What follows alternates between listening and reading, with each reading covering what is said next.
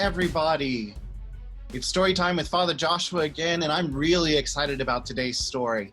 You know, when I was a little kid, one of my favorite characters to play was Moses. We had a big garden in our backyard, and at the beginning of this growing season, it was all just dirt. And I would put on my sandals and put on my robe and get a walking stick, and I would lead all the imaginary people across the wilderness and even go to the water and try to part the Red Sea. So that's where we are today. We are at the Red Sea because that's the story we get. And I wanted to live a little bit of my childhood while I'm with you. So I put on my bathrobe. It's all nice and comfy. And I've got my walking stick. Here's my staff. So we're going to try to part the Red Sea. Let's pray to God that we would part the Red Sea. Just like Moses stretched out his staff. Do it with me. You got to stretch out your staff. Arms out really big. Whoa! You did it! Look at that! We parted the Red Sea! Okay, well, let's get through this story so we can get through on dry land before it all goes back to normal. Today's story is the continuation of that story of Moses that we started 2 weeks ago. And it comes again from our Sparks Story Bible, and this is the Red Sea. Are you ready? Good. Let's begin. It was a long journey leaving Egypt. The Israelites camped on the shore of the Red Sea. The people were feeling really nervous. Moses squinted into the darkening sky. Had he heard something? Something in the distance, back in the desert? Moses shook his head slowly. He did not trust Pharaoh, the king of Egypt, to keep his promise that he would let them go.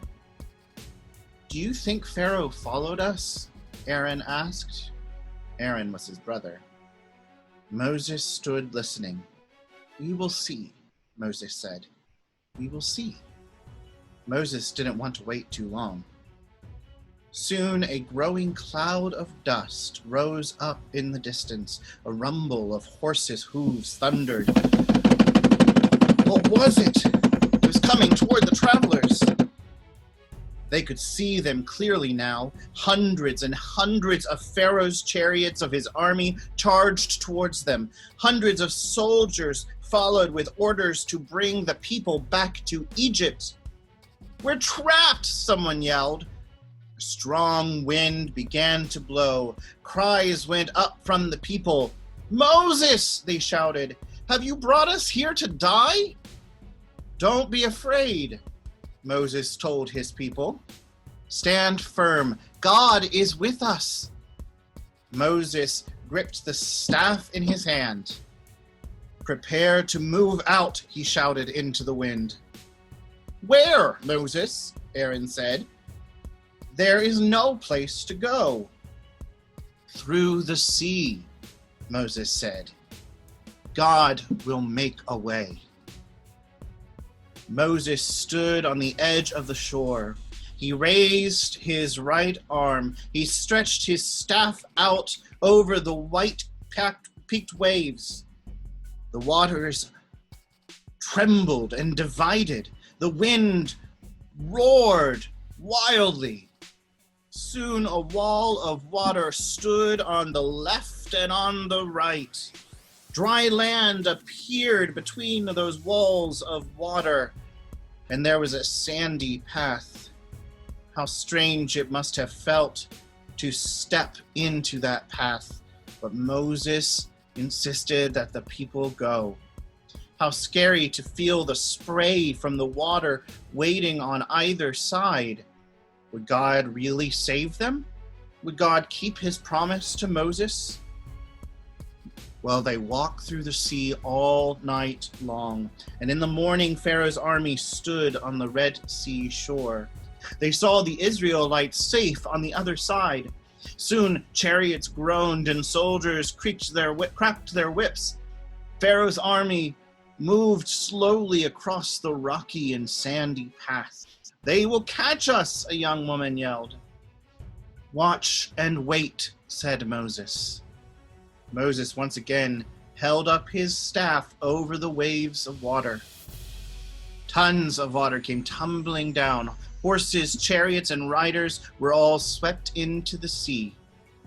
From the safe shore on the other side came the sounds of singing and dancing, led by Miriam, Moses' sister. "Sing to the Lord," the Israelites shouted. "God has saved us." Isn't that a cool story? Now, before these waves come crashing down, because I think I see Pharaoh's army coming up behind us, I want you to do a little experiment for me today.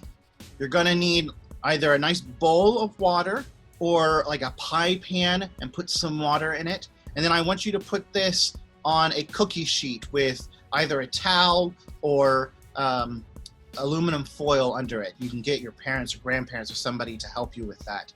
This is just so things will stay dry. And I want you to sit that bowl, that big wide bowl or that pie pan in the middle of that sheet on that towel, and get down really close to it, and I want you to blow. Watch what the water does as it ripples in front of you. I want you to see if you can get the waters to part. God did it with his breath. See if you can do it with yours in our little Red Sea. Well, I hope you have fun with that, my friends, and I look forward to seeing you again next week. So here from the shore, safe side of the Red Sea, this is Father Joshua. I look forward to seeing you next week. Until then, peace.